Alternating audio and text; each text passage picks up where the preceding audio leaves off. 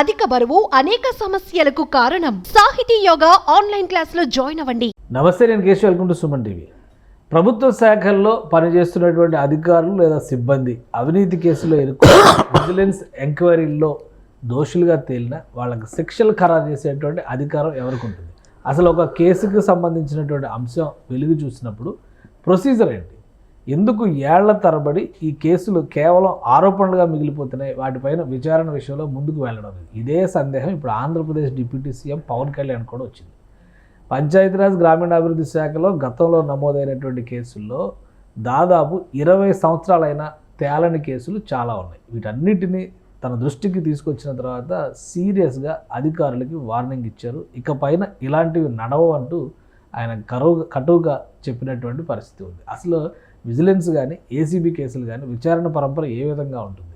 కేసుల్ని తేల్చడానికి ఎంత సమయం పట్టవచ్చు? ఈ అంశంపైన విశ్లేషణ చూద్దాం. మనతో పాటు అనలిస్ట్ చంద్ర శ్రీనివాస్ గారు ఉన్నారు. చంద్ర శ్రీనివాస్ గారు నమస్కారం. నమస్కారం అండి. మీరు లీగల్గా కూడా ఇవన్నీ ఎక్స్పర్ట్ కాబట్టి ఇక్కడ ఈ కేసుల విషయంలో 20 సంవత్సరాలైనా కేసులు తేరట్లా. అంటే వాళ్ళ సర్వీసులు అయిపోయి వాళ్ళు రిటైర్ కూడా అయిపోతారేమో. వాళ్ళ బెనిఫిట్స్ ఏమి రావు. బెనిఫిట్స్ తర్వాత అసలు ముందు అసలు ఆరోపణ ఎదుర్కొన్న వ్యక్తి సర్వీస్లోకి రావచ్చా రాకూడదా? అసలు ఈ రిటైర్ అయిపోయిన తర్వాత వాళ్ళ పరిస్థితి ఏంటి? ఒకవేళ అతను నిరపరాధిగా తేలితే మళ్ళీ అది పరిస్థితి ఏంటి? ఎందుకు ఇన్ని సంవత్సరాల పాటు ఈ విజిలెన్స్లో కానీ ఏసీబీ కేసులో కానీ 20 సంవత్సరాలు పెండింగ్ ఉండాల్సిన అవసరం అగత్యం ఏంటి? అంటే ఆ ప్రభుత్వాల నిర్లక్ష్య ధోరణి అనుకోవాలి. మీరు అన్నట్టు 2 దశాబ్దాలపైనే ఒక ఉద్యోగి 20 సంవత్సరాలు అద్భుతమైన టైం అది. ఆ టైంలో వాళ్ళకి ఎలిగేషన్స్ కొంత కక్షపూరితంగా ఉండొచ్చు, వాళ్ళు నిజంగా చేయొచ్చు. అది విజిలెన్స్ అండ్ ఎన్ఫోర్స్మెంట్ ఒకటి ఉంటుంది, యాంటీ కరప్షన్ బ్యూరో. ఈ 2 శాఖలు ప్రభుత్వ శాఖల్లో ప్రభుత్వ ఉద్యోగాలు అవినీతిమైన వాళ్ళ లంచాలకి ఎవరైనా అడిగితే వాళ్ళని కంప్లైంట్ ఇవ్వచ్చు, వాళ్ళు వచ్చి అధికారులు రైట్ చేసి పట్టుకొచ్చిన తర్వాత ఎంతకాలంలో ఈ సమస్య సాల్వ్ అవ్వాలి? కోర్టులో కేసులు నడవాలి.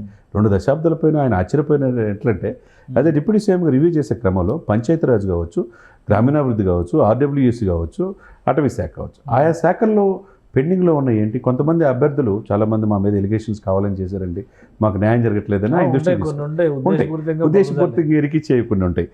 నిస్వార్థంగా పనిచేసినా కానీ ఇరుక్కుపోయి ఉంటుంది.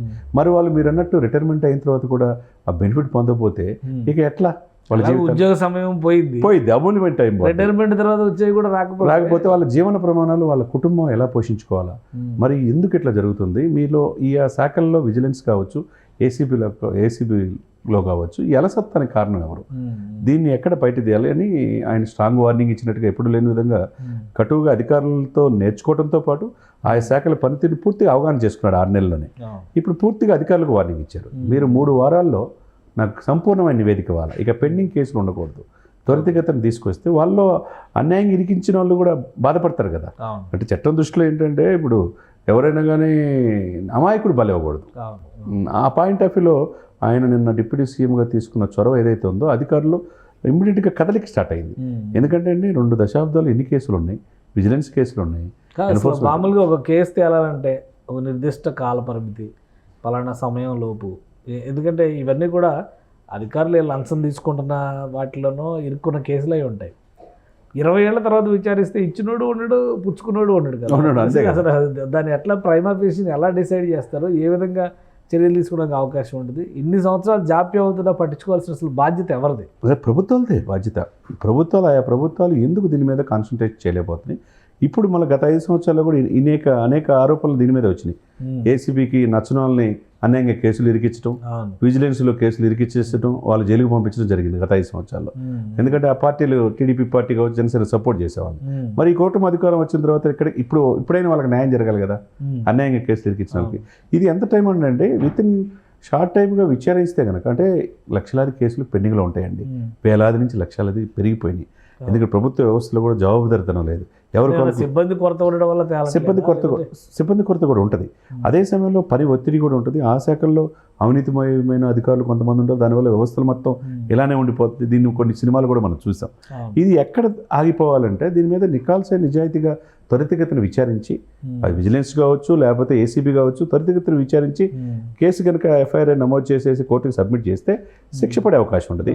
దీంట్లో వాస్తవాలు తెలిసే అవకాశం ఉంటుంది. కాబట్టి ఆ వ్యక్తి దోషి అయితే శిక్ష పడుద్ది.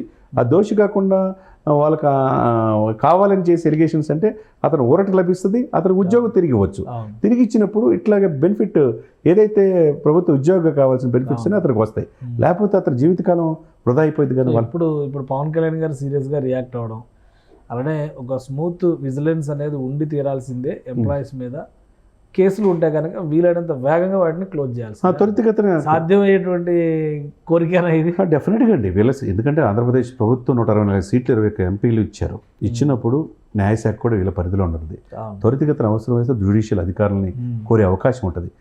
ఇది జ్యుడిషియల్ ఎంక్వైరీ రిటైర్డ్ జడ్జీల చేత వేయించి త్వరితగతిన ఆయా శాఖల పనితీరు ఏంటి, పంచాయతీరాజ్ ఏంది, గ్రామీణాభివృద్ధి, ఆర్డబ్ల్యూఎస్ ఏంది, ఏ శాఖలో ఎక్కడ అవినీతి కేసులు ఉన్నాయి, త్వరితగతిన ఏ విధంగా పరిష్కరించాలని సూచనలు ఇవ్వచ్చు. కాబట్టి as early as possible close చేసేసి ఎవరైతే నిరపరాధులకు ఎవరైతే ఉన్నారో, పవన్ కళ్యాణ్ గారి ఆగ్రహం ధర్మాగ్రహమే, న్యాయం అంతే కదా, న్యాయం జరగాలి. ఎవరైతే తప్పు చేస్తే వాళ్ళు శిక్ష పడాల్సిందే. తప్పు చేయకుండా అనవసరంగా ఇరుక్కున్న వాళ్ళ పాపం జీవితకాలం రిటైర్మెంట్ చేస్తారు కదా, నచ్చిన పని చేయలేను పై అధికారే ఇస్తారు ఏదో. అటువంటి వాళ్ళు ఇబ్బంది పడకూడదు, వాళ్ళు రోడ్డును పడకూడదు అనేది ఆయన ధర్మాగ్రహానికి కారణం. రైట్. థ్యాంక్ యూ చంద్రశ్రీనివాస్ గారు. ఇది పవన్ కళ్యాణ్ గారు తీవ్రమైనటువంటి అసహనానికి లోనైనటువంటి అంశం ఇది. ఎందుకంటే విజిలెన్స్ ఎంక్వైరీ పేరిట, ఏసీబీ విచారణ పేరిట 20 సంవత్సరాల పైబడి విచారణలోనే ఉన్నటువంటి కేసులు చాలా ఉన్నాయి. వీటన్నిటికీ సంబంధించినటువంటి ఒక డేటా క్రోడీకరించాలనేటువంటి ఆదేశాలు ఉప ముఖ్యమంత్రి ఇచ్చారు. వాటితో పాటు రాబోయేటువంటి రోజుల్లో పనితీరు మెరుగుపరుచుకోవాలంటే అందరిపైన స్మూత్ విజిలెన్స్ ఉండాల్సిన ఆవశ్యకత ఉందని చెప్పని ఆయన వార్నింగ్ కూడా ఇచ్చారు. ఈ నేపథ్యంలో పెండింగ్ కేసుల విచారణ వీలైనంత వేగంగా కంప్లీట్ చేయడానికి కావాల్సినటువంటి యంత్రాంగం, వ్యవస్థలపైన ఇప్పుడు అధికారులు కసరత్తు చేస్తున్నారు.